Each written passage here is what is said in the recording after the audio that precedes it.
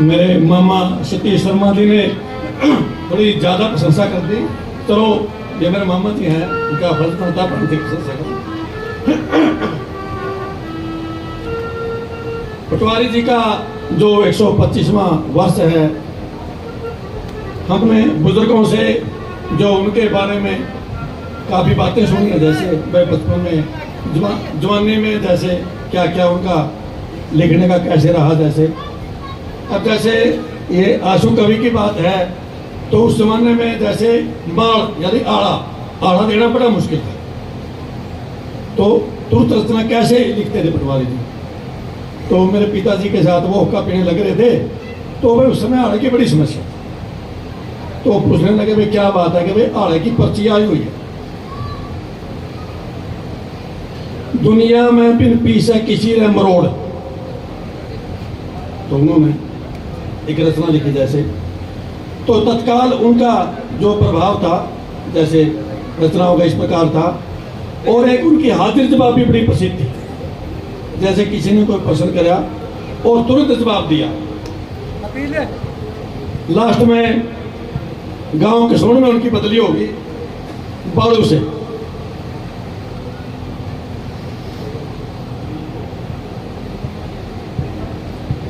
इस बारे में ईब हमारी कुछ चलती नहीं, पेश थी कुल्लुचे दिए बसा राम ने करके जमा देश जी। कदे ढोड्या करते नवालो हन मिल गया पट्या खेस जी। बाड़ों के बदले थे मिलकी लूट लिया रिकेश।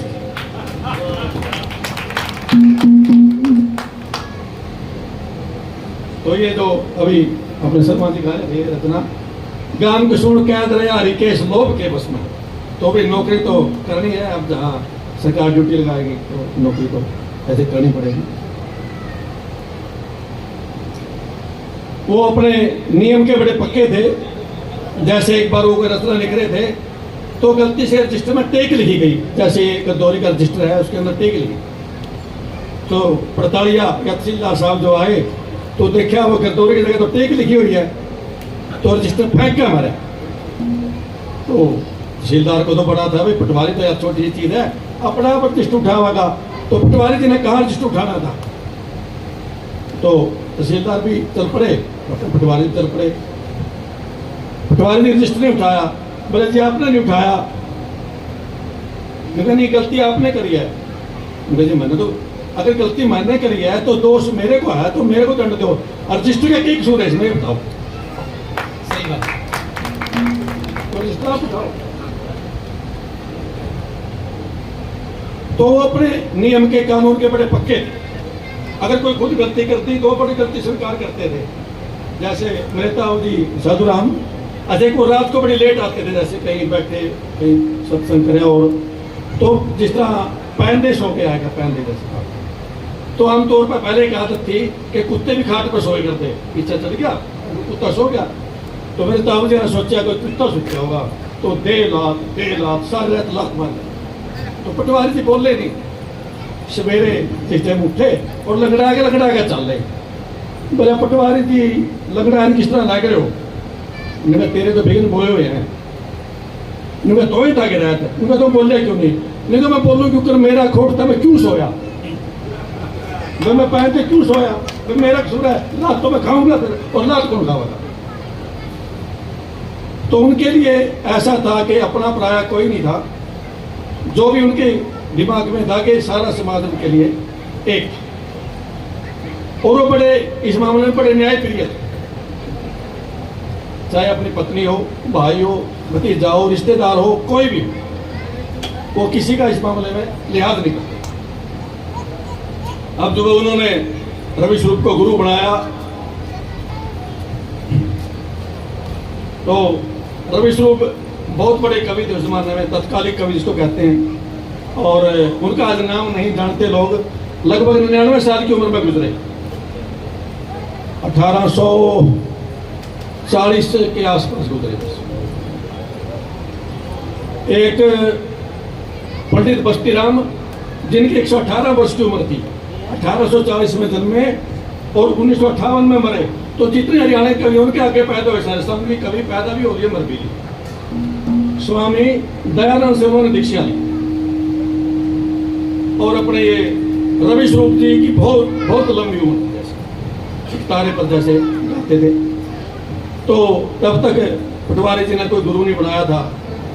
तो एक जगह जब उनका मिलन होया, वैसे तो चंदूलाल जो मिर्जपुर वाले थे, ये जो गुणी सुखीराम, चंदूलाल, रवि स्वरूप, हरिकेश, ऐसे ये एक प्रणाली ऐसे बनती है और शायद ब्रह्मानंद से शुरू।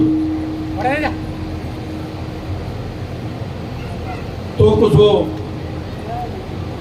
रचना थोड़ी बहुत पहले सुनी थी, जैसे पहले माता IPL खंडन से होते थे, तो वहां बैठे अपना रवि स्वरूप जी कोई बात करने लग रहे थे। धनौरी में एक बड़ा वो खूब ठिकाने टोगा पटवारी से पहुंच गए, कुटी में बैठा वो दूध अपने रोने रोएगा। तो उनका ये नहीं था कि अपने गुरु हैं, लेकिन उनको जवाब देना बड़ा आवश्यक। एक रचना मैं भी आपके सामने रखूंगा। संस्कृति की बड़ी बात होती है आजकल, जैसे नई सभ्यता आई से संस्कार पुराने छूट गए, मानव दानव बनया फैली है बेशर्मी और झूठ गए। मट्टी के थे चूल्हे मारे, कच्चे मारे मकान थे, साचे सुख थे साचे दुख थे, मर्यादा सम्मान थे, बात बुजुर्गा की सुनते थे, बड़े बुहारी ज्ञान थे, बेशक निर्धन अनपढ़ थे पर सच्चे इंसान थे। इब पढ़ पीपल और नींब पाट गए, वो पैदा झाड़ पर उठ गए, और मानव दानव बना फैली है बेशर्मी झूठ गए। जैसे जब किसी आदमी का जैसे मृत्यु हो जाती है तो हमारा रिवाज है तो स्नान करवाते जैसे नड़ाते जैसे। अब किसी आदमी ने मरे नड़ाने लगे थे, अब मरे आदमी का क्या है, कदे टांग उड़ान होगी कदे बाँह उड़ान होगी। तो एक नड़ाना बोला यार मरता तो बहुत देर देखे थे तो जमे जी निकल गया। इस शीशे की अलमारी झंकी और जंगले हो गए, ऊपर पत्थर नीचे पत्थर, अलीशान बंगले हो गए, टीवी AC कार मोबाइल टेम बड़े रंगले हो गए, ठाठ बाट में कमी नहीं पर भीतर तक कंगले हो गए।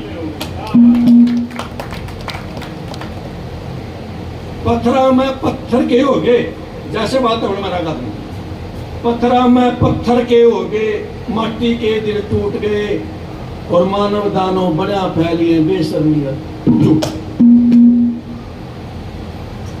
जैसे अब नए बच्चों ने ऊंट नहीं देखा होगा, जैसे ऊंट के गोटे पीछे निकलता। जैसे अब कोई बुढ़िया ने किसी दूसरे काम में जाना था तो एक ऊंट आते बोले भाई कौन से काम जाओगा, उसने बताया बेटा मैंने उसे काम में जाना, बोला था इस जगह देख कर बैठ जाए। अब बुढ़िया ने ऊंट बैठा देखा नहीं था तो गोटे पीछे निकल रहे थे, अपना वो कैसी ले रही थी, उधर कैसी उसके ऊपर बैठ गई। अब ऊंट ने तो खड़े होने था, बुढ़िया गद पड़ी नीचे, और ऊंट वाला आया चक्कर सा काट के बोला ताई बोले कड़े से बैठे है, बोले भाई जो सीट पे बैठी थी सीट गुम हो गई, सीट का नहीं पता तो शर्म भी नहीं हुई गुम हो। इंटरनेट टेलीविजन घर घर पे शर्मी बांटे से, छोरे छोरी मोबाइल पे अपने दिल ने डांटे से, दादा दादी दोहरे मत जा मम्मी पापा नाटे से, और देखे बात मौत की बूढ़े गिन गिन के दिन काटे से। तेरी दादी मक्खी दादा चिचड़ मित्र माटी कूट गए, और मानव दानव बना फैलिए बेशर्मी झूठ।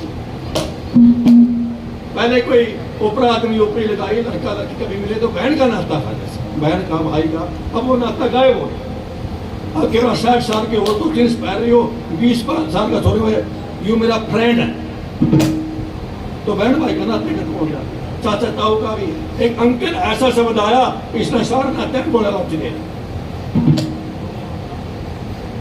मम्मी डैडी रहे मस्ती में, बालक की देखो तो जेरा, कदे लड़के के कदे लड़की के, फ्रेंड घरा लावे डेरा, बेशर्मी ने तोड़िया बूढ़ा, फिर मौत ने आ घेरिया, सांझे पैरे मरिया खाट में, अगले दिन पट्या बेरा। रामफल दौड़ में झूठ बोल, बीमे की राशि लूट गए, मानव दानव नालों बड़ा फैलिया बेशर्मी है। बहुत ही शानदार।